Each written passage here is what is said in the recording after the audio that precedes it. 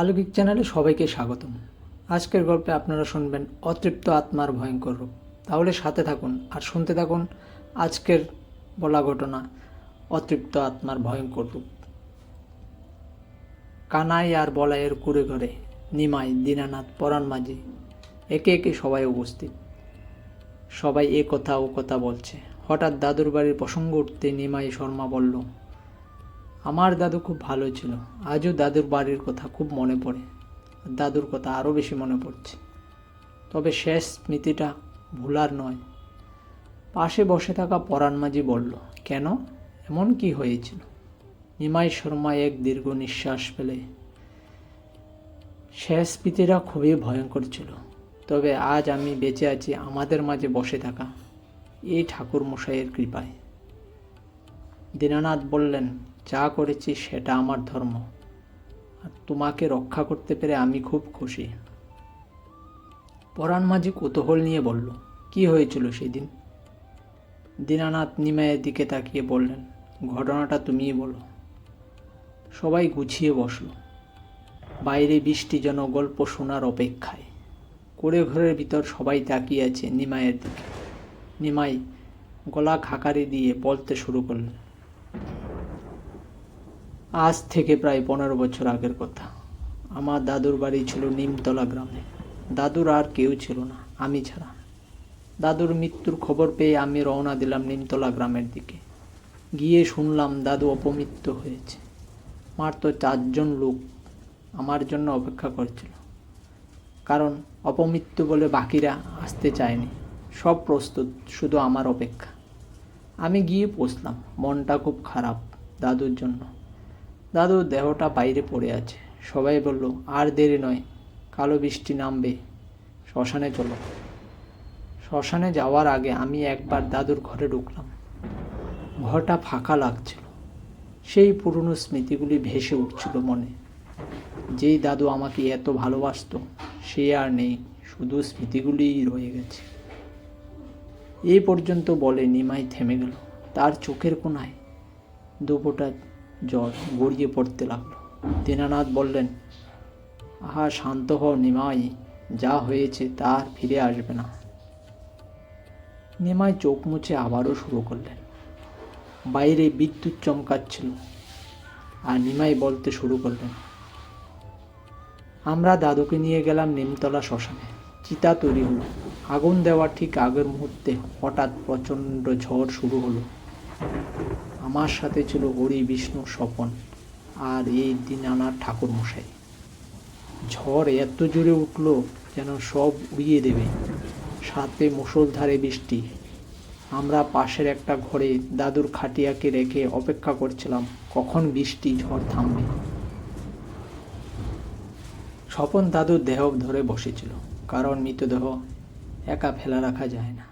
রাত গভীর হচ্ছিল, বৃষ্টি থামার নাম নেই। হঠাৎ ঠাকুরমশাই বললেন, এটা ভালো লক্ষণ নয়। আমরা সবাই জিজ্ঞেস করলাম, কেন? তিনি বললেন, ঝড় বৃষ্টি, অপমৃত্যু, আবার অমাবস্যা রাত। সবাই ভয়ে একে অপরের দিকে তাকালাম। ঠিক তখনই স্বপন বলল, দাদুর দেহটা যেন নড়ছে।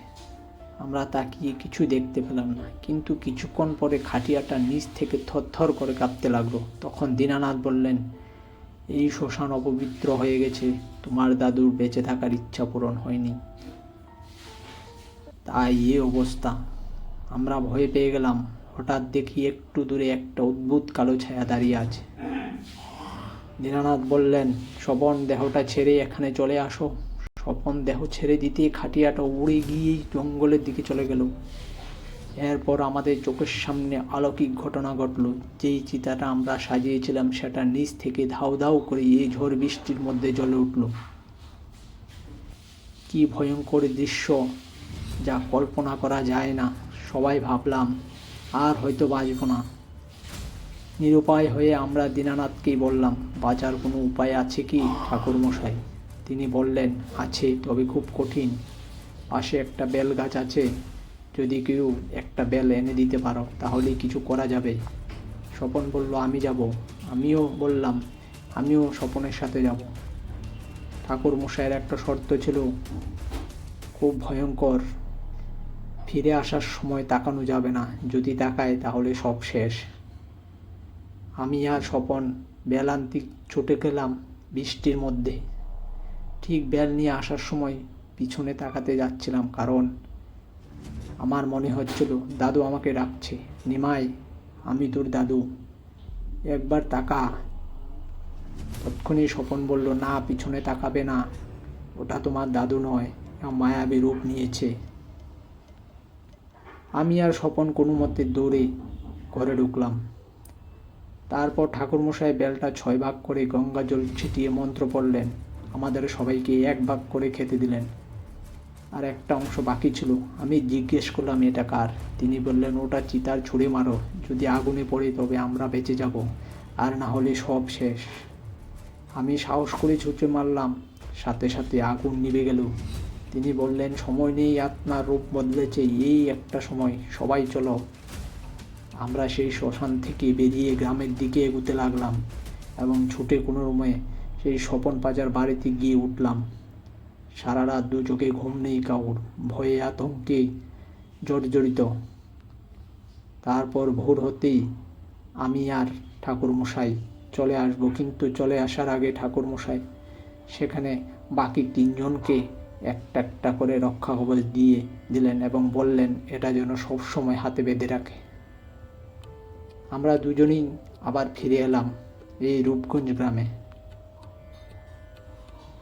পাশে থাকা পরাণ মাঝি গল্প শোনার পর হঠাৎ বললেন, ঠাকুরমশাই এটা কি সত্যি?